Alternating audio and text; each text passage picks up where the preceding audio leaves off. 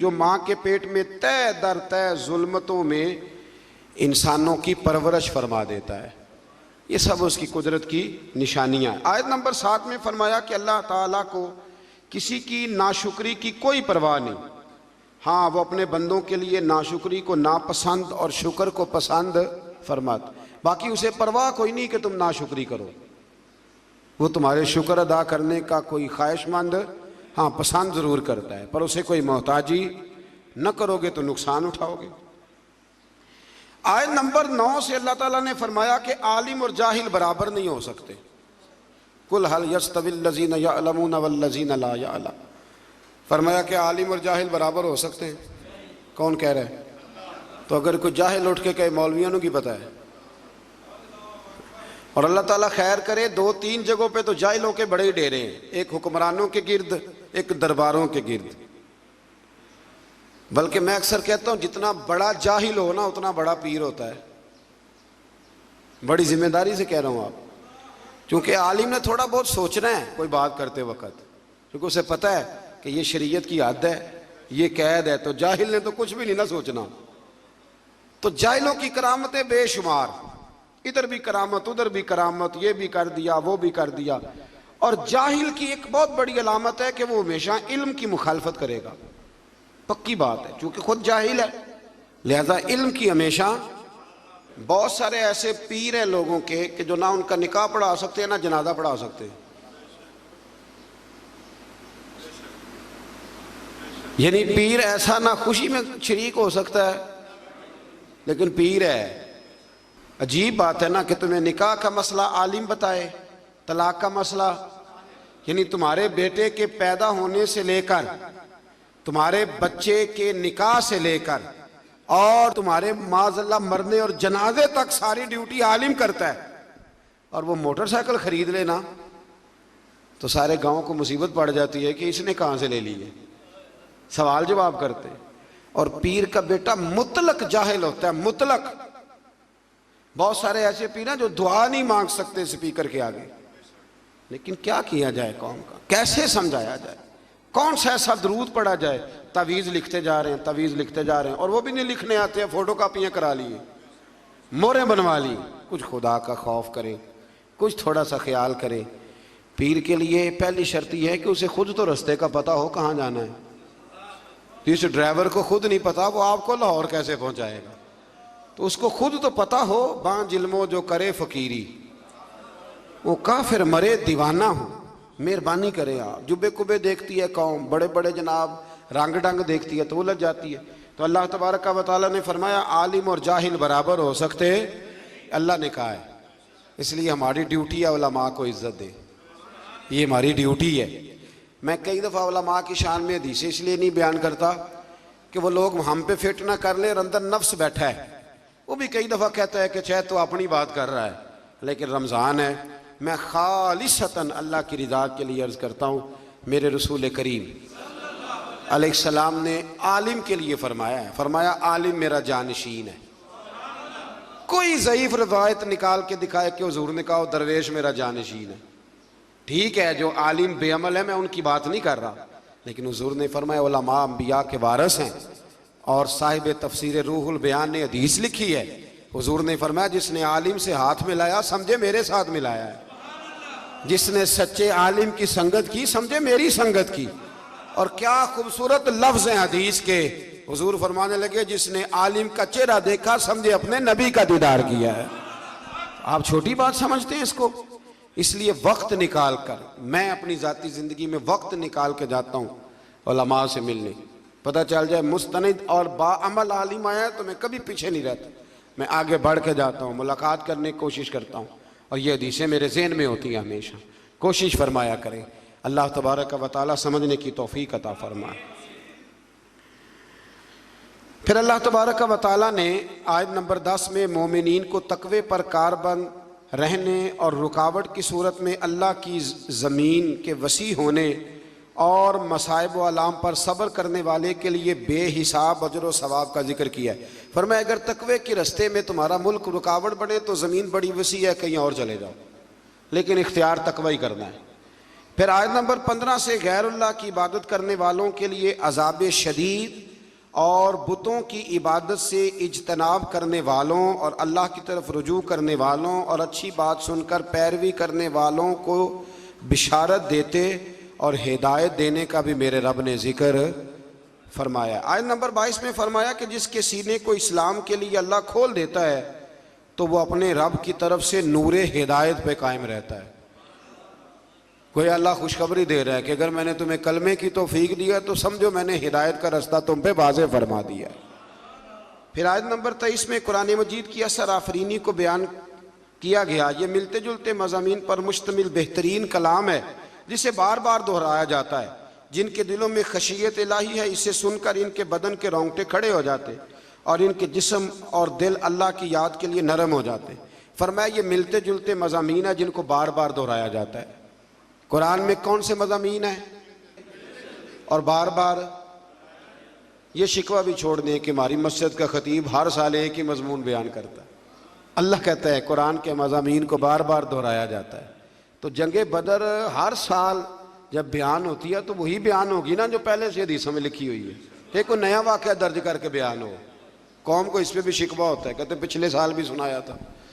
मैं एक जगह पे गया तो मुझे कुछ लोग कहने लगे जी आप तकरीर छोटी करते हैं तो आप ना आज हमने लंबी तकरीर सुनी है, पिछले साल भी आपने 40 मिनट तकरीर की थी।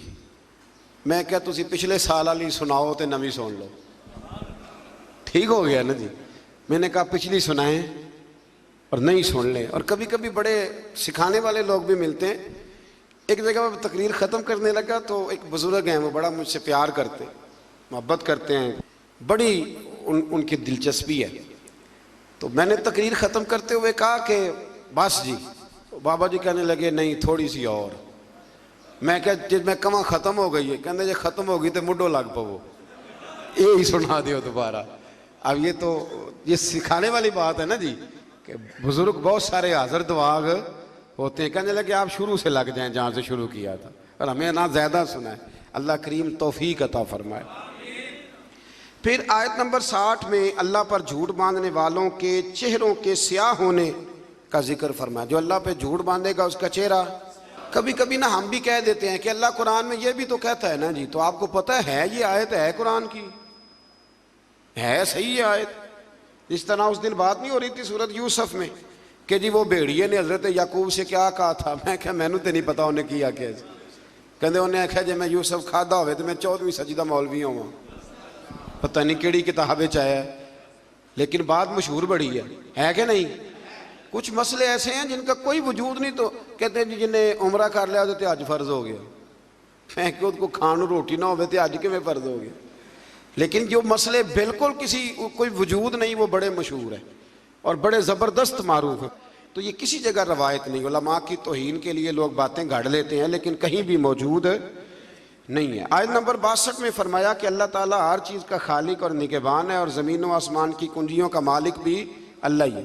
चले बात आ गई तो एक मसला इस तरह का और भी है, वो रमज़ान में ज़्यादा बयान होता है कि कीड़ी नज़र ना आए तो खाते रहना चाहिए, चींटी नज़र ना आए तो। मैनू महीना महीना नहीं जी दिसदी।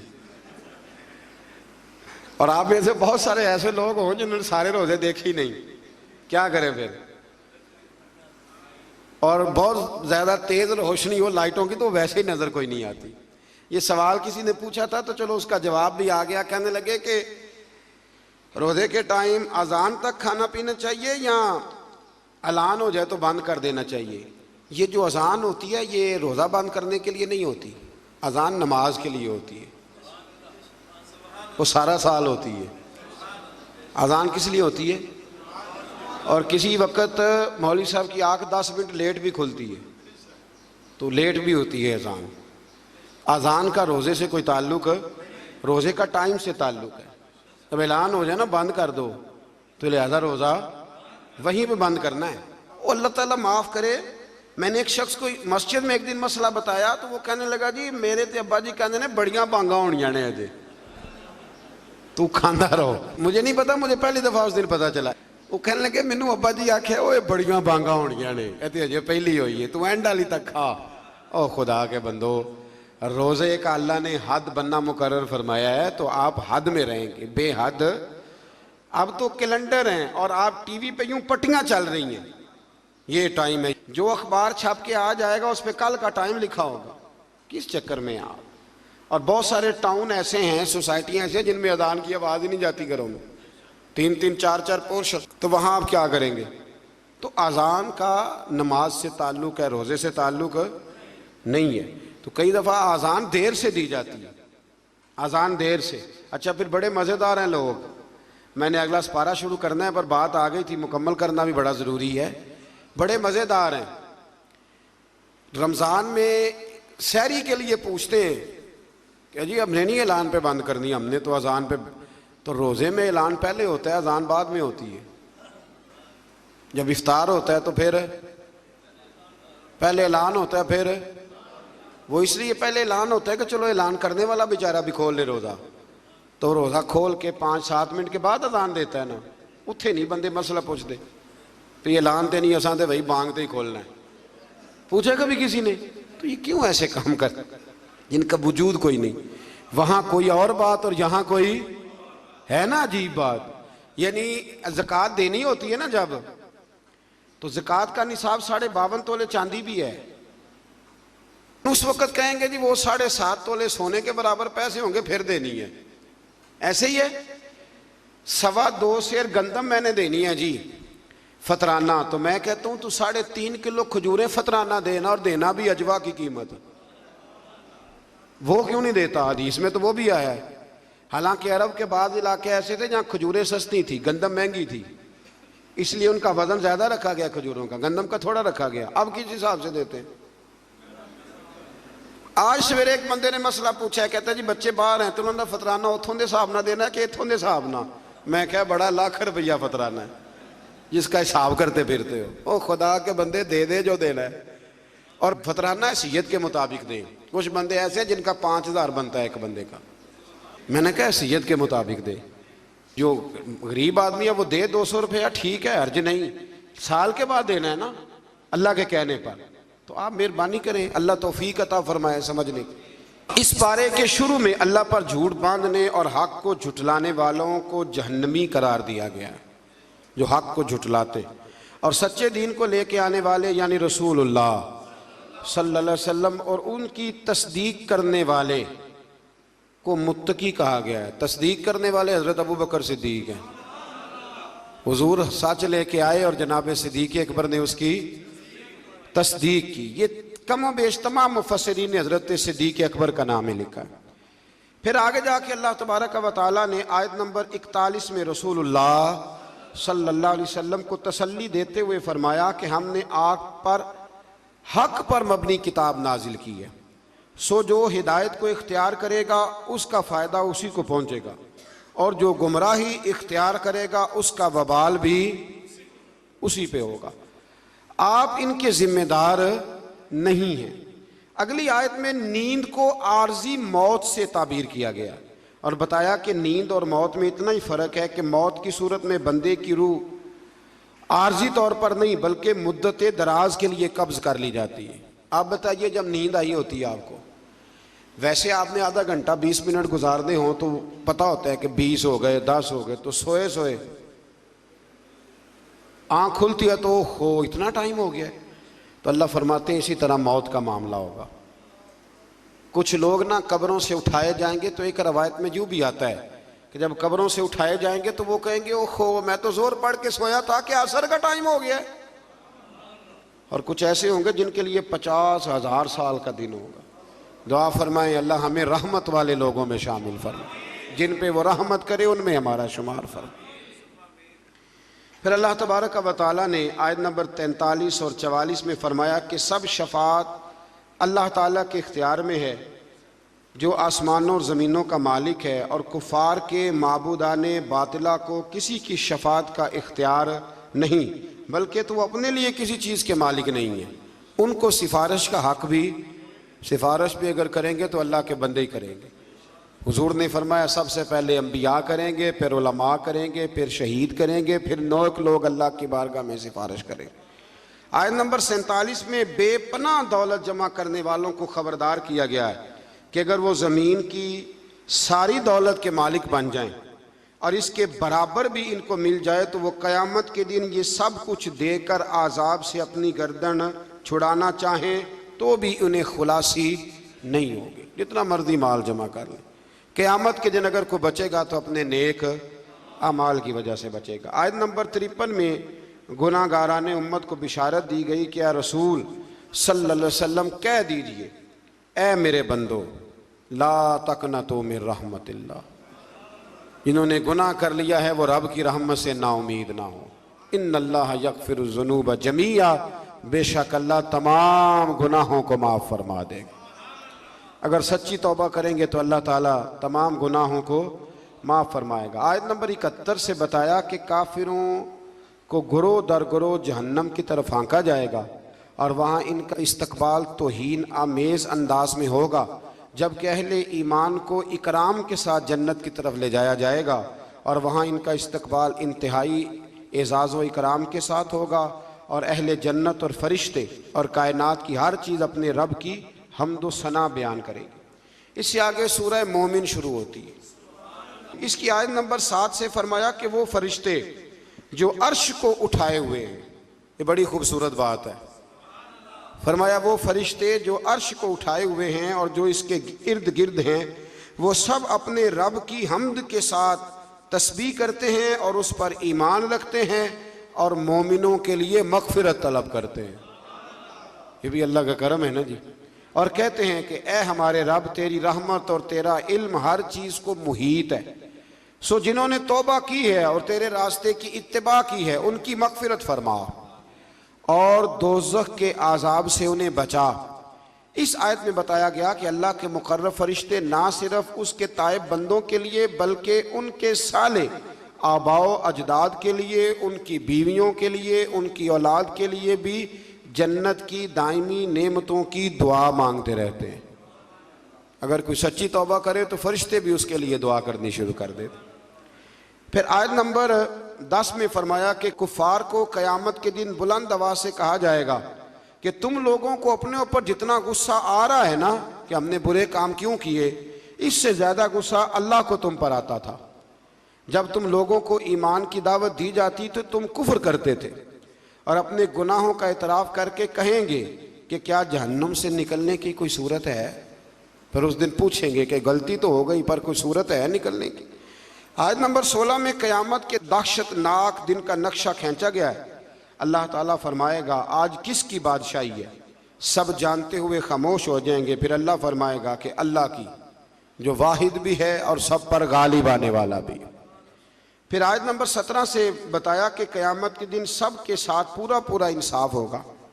वहाँ ज़ालिमों का कोई हिमायती और सिफारशी, ज़ालिमों का ना कोई सिफारशी होगा ना कोई हिमायती होगा, बल्कि मेरे नबी पाक अलैहिस्सलाम ने फरमाया अगर मेरे किसी उम्मती ने ज़िम्मी काफिर पर जुल्म किया, ज़िम्मी काफिर वो होता है जो इस्लामी हुकूमत में इस्लामी कवानीन की पाबंदी में जिज़िया दे के रहता है। फरमाया अगर मेरे किसी उम्मती ने किसी ज़िम्मी काफिर पर जुल्म किया तो मैं क़यामत के दिन उस ज़िम्मी के साथ खड़ा होकर अपने उम्मती पे मुकदमा कराऊंगा। यानी जुल्म वाले की हुजूर भी क़यामत में सपोर्ट नहीं करेंगे। अल्लाह तौफीक अता फरमाए जुल्म से बचने की।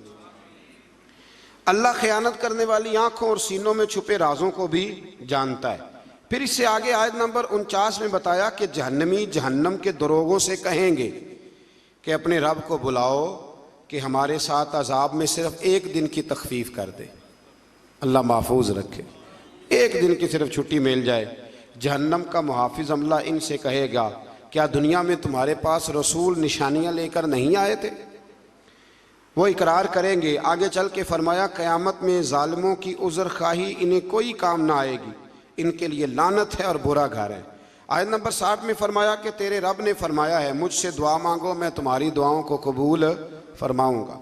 आयत नंबर 64 में फरमाया अल्लाह ही ने ज़मीन को तुम्हारे लिए जाए करार और आसमान को छत बनाया है और तुम्हारी सूरतें बनाई हैं और वही तुम्हें पाकीज़ा रिज़्क़ अता करता है। फिर आयत नंबर 67 में अल्लाह ताला ने इंसान की तख्लीक और इसके बाद मौत तक मुख्तलिफ मराहिल को अपनी निशानियों के तौर पर बयान फरमाया। आगे सूरह हामीम सजदा शुरू होती है। इसकी आयत नंबर 5 में कुफ़ार को इंतहाई सरकशी की कैफियत को बयान करते हुए फरमाया और उन्होंने कहा जिस दिन की तरफ आप हमें बुला रहे हैं हमारे दिलों में उस पर पर्दे पड़े हुए और हमारे कानों में डांट है और हमारे और आपके दरमियान हिजाब है, सो आप अपने काम से काम रखिए और हम अपने ढप पर कारबंद रहेंगे। यानी वो किसी भी तौर पर कबूल हक के लिए तैयार ना हुए। कहने लगे जी हमें नहीं आपकी बातों की समझ आती, हमारी आंखों पे पर्दे।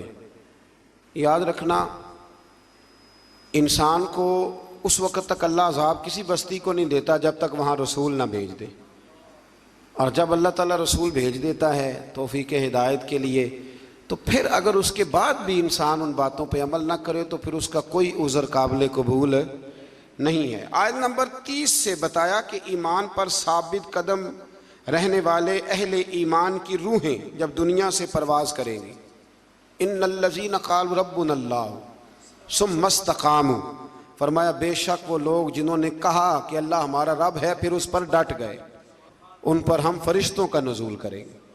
बाद मुफस्सिरीन ने लिखा है कि ये मौत के वक़्त फरिश्ते आएंगे, लेकिन हज़रत अल्लामा महमूद आलूसी उंदलसी, इमाम सुयूती और दीगर बहुत सारे मुफस्सिरीन कहते हैं मौत के वक़्त नहीं, मोमिन जब भी डट जाता है अल्लाह फरिश्ते भेज देता है।